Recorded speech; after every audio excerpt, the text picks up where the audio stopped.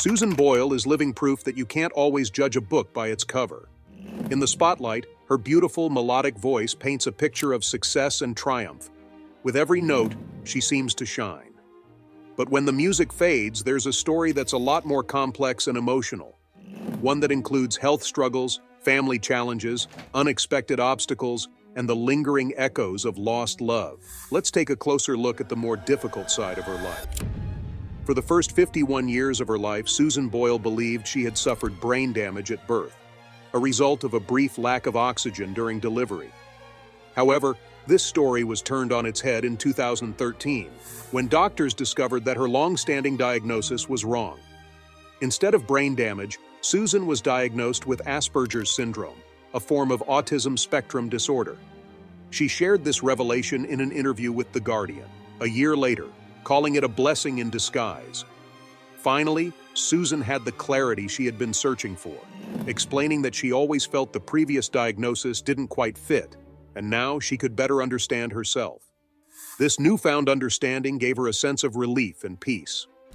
For those on the autism spectrum, like Susan, dealing with everyday situations can often bring on heightened anxiety, something that many people without neurodiversity might not understand. Social interactions and communication can also be a struggle. By accepting her Asperger's diagnosis, Susan not only gained insight into her own life, but also opened the door to greater awareness about neurodiversity in the wider world. In a revealing conversation, Susan explained that she had pursued a second opinion from a specialist in her hometown in Scotland, mainly out of concern about a serious illness. She hoped that being diagnosed with Asperger's wouldn't drastically change her personal life, but she did hope it would lead to better understanding and more acceptance from others. She believed that once people understood her condition, they would be kinder and treat her differently. Susan's journey was made even harder by bullying during her school years.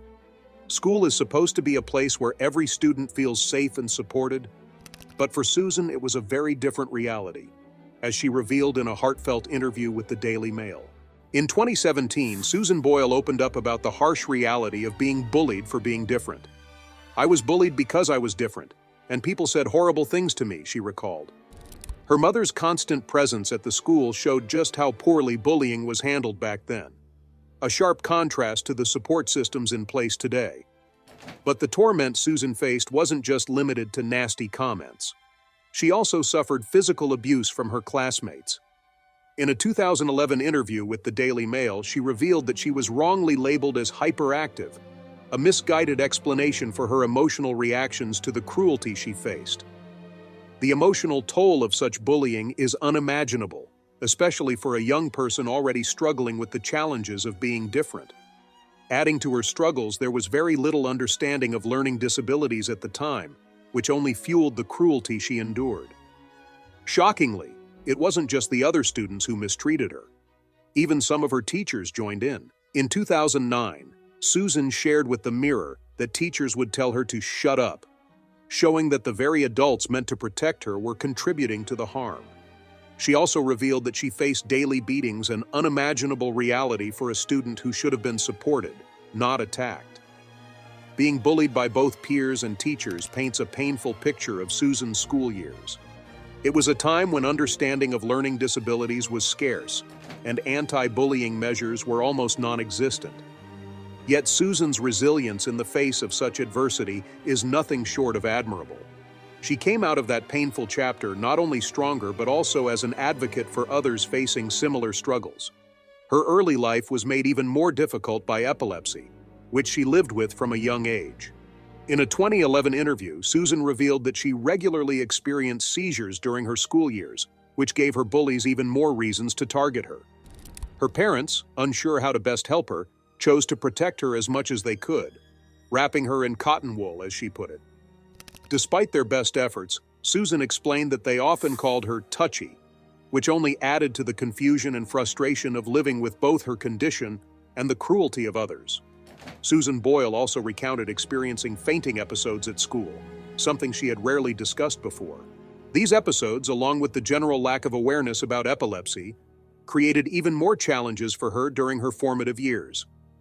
Looking back, Susan believes that even the medical community was not well informed about epilepsy at the time. She pointed out that people in the public eye weren't often associated with conditions like epilepsy. All through my childhood, they'd say epilepsy is related to mental function, and now I realize that's not true. I was up against all those barriers. It wasn't easy, she said. Epilepsy, also known as seizure disorder, is a brain condition that causes multiple seizures due to abnormal electrical activity. It can be triggered by factors like brain injuries, lack of oxygen at birth, or a family history of seizures.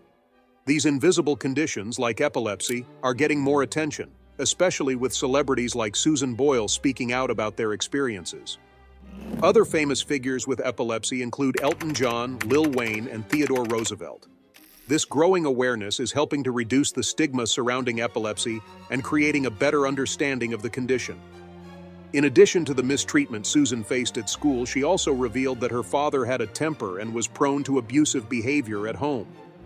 Despite being a very good man, Susan shared that her father sometimes hurt her, though he didn't mean to. She acknowledged that she had held on to this for years but had eventually learned to let it go, believing that accepting it was part of maturity.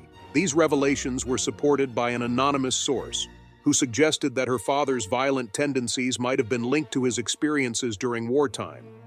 Susan's parents, driven by a sense of protection, often sheltered her from potential dangers. She explained in a 2011 interview that her parents protected her in cotton wool, thinking they were doing the right thing. This protective nature extended to her romantic life too. At the age of 25, when Susan had a boyfriend, her father disapproved, deciding that the relationship wasn't right for her and that she was too immature to handle it. Reflecting on this, Susan recalled, "Dad decided that boy wasn't for me." Susan Boyle's engagement was called off, and as of the latest updates, she is still unmarried. In a 2009 interview with the Daily Mail, she shared details about her short but significant relationship with a man named John, marking her first real romantic involvement. Reflecting on that time, Susan revealed that John had proposed after just 7 weeks, despite the fact that their only physical contact had been a quick peck on the cheek. However, he eventually got cold feet, and the wedding was called off. This experience left Susan cautious about trusting anyone romantically for several years. She admitted, "It made me sad in a way. It makes you feel unattractive. You feel like life is passing you by. But I thought maybe there's something for me later. I was always optimistic." Susan's enduring optimism has been a key part of her life, helping her through countless hardships. Despite many setbacks, including a long wait for her dream of a singing career to come true, her resilience and determination have defined her journey. Another deeply emotional chapter in Susan's life was the loss of her mother, Bridget Boyle, who had always been a strong supporter of Susan's musical dreams. Bridget passed away in 2007, just 2 years before Susan's rise to international fame on Britain's Got Talent. Susan's father had passed away earlier in 1999. Reflecting on this painful time, Susan told the Daily Mail, "At a time like that, you can either be strong or go to pieces. I'd lost a father, but my mother had lost a lifelong partner. They were married in 1936 and had never been apart. She was devastated." The loss of her mother had a profound impact on Susan. She shared with The Mirror that it didn't fully hit her until about 6 months later, when the loneliness really set in. "There was nobody around except my cat, Pebbles," she said. Losing someone as powerful as her mom made Susan feel like a part of her had been taken away, which affected her confidence. Despite these emotional challenges, Susan drew strength from her mother's unwavering belief in her talent. Her mother had always seen a clear path for her, encouraging Susan to pursue her dreams no matter the obstacles. Reflecting on this support, Susan remembered how her mother had always urged her to keep going, even when success seemed out of reach, long before she became a household name on Britain's Got Talent. Bridget Boyle gave birth to Susan at the age of 47, making her the 9th child in the family. Being the youngest, along with Susan's invisible disabilities, likely created a strong bond between the two. However, this closeness also came with its challenges. According to the Daily Mail, Bridget had concerns about whether her youngest daughter would ever be able to live independently, which caused Susan to feel anxious. Bridget herself also lived with anxiety, which Susan mentioned in an interview. From a young age, Susan's passion for singing was clear, and she began her musical journey with the support of her family. Encouraged by her parents, Susan performed in local clubs and took part in the musical activities at her local Catholic church. Despite facing skepticism from some about her singing dreams, Susan remained committed to her music, largely due to her mother's support. In a 2019 interview with the Irish News, Susan described music as her bubble, a safe space where she found comfort amidst the bullying she endured during her school years. While facing challenges, she always had her family and supportive friends by her side. Susan specifically credited her mother as her greatest role model, a constant source of encouragement in her pursuit of a singing career. Susan Boyle's rise to fame was the result of years of dreaming and persistence. Although she had always aspired to a professional singing career, her first major audition took place on the stage of Britain's Got Talent in Glasgow, Scotland.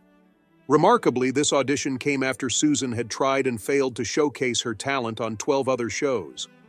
At the age of 47, this audition was a milestone, and her powerful rendition of "I Dreamed a Dream" left a lasting impression on both the judges and the audience worldwide. However, despite her undeniable talent, Susan faced adversity right from the start, as some members of the audience at the show's debut in 2009 laughed and mocked her. That moment of ridicule sparked a shift in societal reflection. The Guardian published an opinion piece titled, "It wasn't singer Susan Boyle who was ugly on Britain's Got Talent, it was our reaction to her." As Susan's fame grew, she found herself overwhelmed by the attention. Her appearance on Britain's Got Talent not only stunned audiences with her captivating voice, but also challenged age-related stereotypes, proving that talent isn't limited by age. Her powerful performances broke barriers and resonated with viewers, showing that talent truly knows no age limits. However, Susan Boyle's sudden rise to fame brought a host of new challenges. The overwhelming press attention became so intense that it made leaving her home difficult. The constant scrutiny and intrusion into her private life highlighted the double-edged sword of fame. Her talent, which had thrust her into the spotlight, also began to invade her personal space. Beyond the flood of fans and media attention, Susan had to deal with a different set of difficulties. As her life took a positive turn with newfound success, she found herself uncertain about the friendships that had emerged along the way. She expressed her vulnerabilities in a 2011 Daily Mail interview, admitting a fear that her new friends might not stay by her side in the long run. The anxiety about potential shifts in her relationships weighed heavily on her, affecting her ability to sleep. "I have insecurity that my friends won't be my friends after a while," she candidly shared. Susan also admitted to experiencing a sense of achievement, a feeling she had never known before. Reflecting on her journey, she said, "When I first went on Britain's Got Talent, I had such a feeling of failure, and that's still part of me." Breaking free from a lifetime of perceived failure presented its own challenges, making it hard for Susan to fully embrace the transformative changes happening in her life. Though she was showered with love throughout the 2009 season of Britain's Got Talent, the show's conclusion brought an unexpected twist. The dance group Diversity won the competition, and Susan secured the runner-up position. Many had anticipated Susan would win, given the overwhelming support and her status as the favorite. Naturally, she took the defeat hard, especially after falling short of the top spot in the public vote. Speculation swirled that, in a moment of frustration, Susan threw water at the show's floor manager while expressing, "I hate this show." Later that same night, the situation escalated, leading to the involvement of police at her London hotel after staff complained about her unusual behavior. As a result, Susan was admitted to a mental health care facility for a period of recovery. This was a turning point that marked the aftermath of her Britain's Got Talent experience. The situation surrounding Susan Boyle's mental health struggles garnered significant attention from UK media regulator Ofcom, which considered launching an investigation into the show's conduct. Complaints were made alleging that the producers had ignored Susan's evident vulnerability, both mentally and physically, leading up to the final. Reports from the Evening Standard highlighted concerns about whether Britain's Got Talent producers had provided adequate care and support to help Susan handle the overwhelming pressures of fame. The chief medical officer of the mental health facility where Susan was admitted, as reported by the Daily Mail, claimed the producers had failed in their duty of care. However, a spokesperson for the show argued that Susan was not unduly pressured to perform in the final. The challenges Susan faced in adjusting to her sudden fame were acknowledged by show judge Piers Morgan during an appearance on GMTV, as reported by The Independent. Morgan emphasized the uniqueness of Susan's journey, saying, "Nobody has had to put up with the kind of attention Susan has had. She has gone from anonymity to being the most downloaded woman in history." In 2015, Susan endured another heartbreaking loss when her dear sister, Bridie, passed away from cancer at the age of 73, just 8 years after the death of their mother, Bridget. As the youngest of 9 siblings, Susan had a particularly close bond with Bridie, who had been a vital presence in her life, especially during the whirlwind of success after Britain's Got Talent. In an interview with The Mirror, Susan reflected on Bridie's role in keeping her grounded, describing her as honest and supportive throughout her career. "She wasn't afraid to tell me I was getting too big for my boots," Susan recalled. The loss of Bridie was deeply felt, and Susan shared how important it was for the family to have some quiet time to grieve. "I miss her every day, and we as a family have needed this quiet time to grieve in peace," she said in 2015. During this difficult period, Susan decided to take a break from her busy recording schedule, which had seen her release 6 albums in as many years. She chose to spend more time with her close-knit family, including her niece Joanne, who was not only a family member but also Susan's personal assistant. The time away from the studio allowed Susan to focus on nurturing her family relationships, although her love for music remained ever present in her life. It was in November of the following year that Susan Boyle released her 7th studio album, which was titled A Wonderful World. She took her soothing voice to an entirely new level with this charming musical undertaking, which comprised enchanting duets with well-known musicians such as Michael Bolton and the everlasting Nat King Cole. On the other hand, Susan experienced more than simply new songs in its year 2013. As a result of receiving a diagnosis of type 2 diabetes, she made significant adjustments to her way of living. Having come to terms with the fact that she needed to improve her health, Susan made the courageous decision to abstain from her one and only vice, which was chocolate. Once upon a time, she had abstained from it for the purpose of Lent. However, this time, it was a change that would last forever. Susan's health took on an even greater significance as she dealt with the obstacles that diabetes presented to her, since she was able to manage her condition with medication. Following that, in the year 2020, the COVID-19 pandemic occurred, which added still another degree of difficulties to her life scenario. People who had diabetes were considered clinically susceptible, which meant that they were at a greater risk of contracting the virus if they did become infected with it. As a consequence of this, Susan, along with a great number of other people, was asked to protect herself during the lockdown. Within the context of an interview that took place in April 2021 with the Edinburgh Evening News, she provided the following explanation. "I have diabetes, so I have tried to stay indoors as much as possible. A positive outcome would not have been achieved if COVID-19 had been caught. Because I was given a warning, I have not taken any chances." A lot of people had a difficult time during the lockdown, and Susan was not exempt from the repercussions of being isolated. As she explained, she, like countless others, had days when she felt down, caught in a rut, or just plain bored staring at the same 4 walls. She also shared that she had experienced these feelings. A terrifying event occurred in Susan Boyle's life in the year 2010, when she was confronted by a young person who had broken into her home in West Lothian through the stairway. During the time when the disturbing circumstance took place, she had just returned from recording a charity single with a buddy. Susan was naturally upset by the event, despite the fact that it was confirmed after a thorough investigation that nothing had been taken. In an interview with the Scottish Sun, a friend of Susan's stated, "Susan is totally unharmed, but she is obviously very, very shocked. The guy had seen her enter the room and he ran by her as she entered." Later on, a 16-year-old was taken into custody in connection with the event. However, he was released without any charges being added against him. Shortly after 2 years had passed, Susan was confronted with yet another incursion, this time from a fan who was obsessed with her. The fan attempted to follow Susan into her room at the Hope Street Hotel in Liverpool after she had returned from a performance of I Dreamed a Dream at the Empire Theatre.